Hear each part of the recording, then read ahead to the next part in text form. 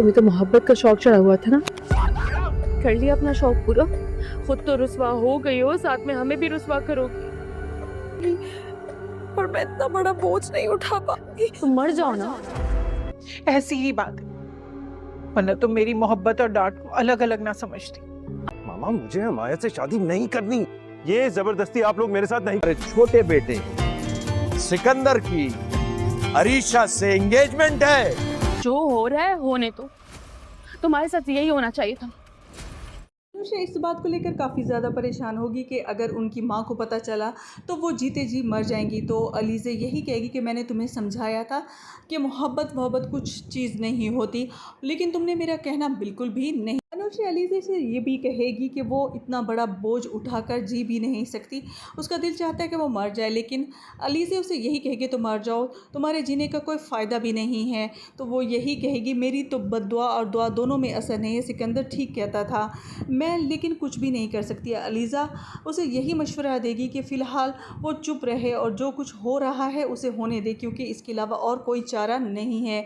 दूसरी तरफ सिकंदर अपनी ज़िंदगी में काफ़ी खुश होगा और उसकी मंगनी अरीशा के साथ हो रही होगी, लेकिन उसके साथ ही फ़हद की मंगनी भी घर वाले अपनी मर्ज़ी से करना चाह रहे होंगे, लेकिन हमज़ा बिल्कुल भी इस बात के लिए तैयार नहीं होगा। वो सबको मना करेगा और यही कहेगा कि मैं उससे मंगनी नहीं कर सकता क्योंकि मेरी अपनी भी कोई चॉइस है।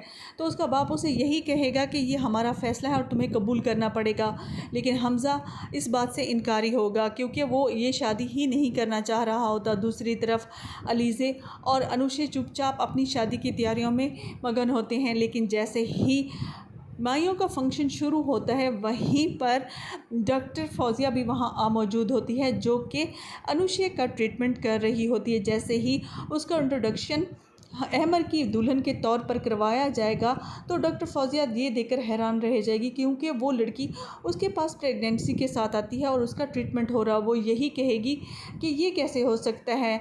तो यहाँ पर अलीज़े सारा कुछ बताने का फ़ैसला कर चुकी होगी। वो अपनी माँ को कहेगी कि अनुषा से एक गलती हो गई है और यहाँ पर ही सारा भांडा फूट जाएगा। किस तरह अनुषा ने चोरी छुपे निकाह कर लिया था और वो उसे तलाक देकर छोड़ के जा भी चुका है, लेकिन अलीज़े ये नहीं जानती कि उसके साथ साथ उसकी अपनी ज़िंदगी भी, उसके ससुराल वाले भी उसकी शादी को ख़त्म करके वहाँ से जा सकते हैं। और कुछ हुआ भी ऐसे ही, क्योंकि वो ऐसे किसी घराने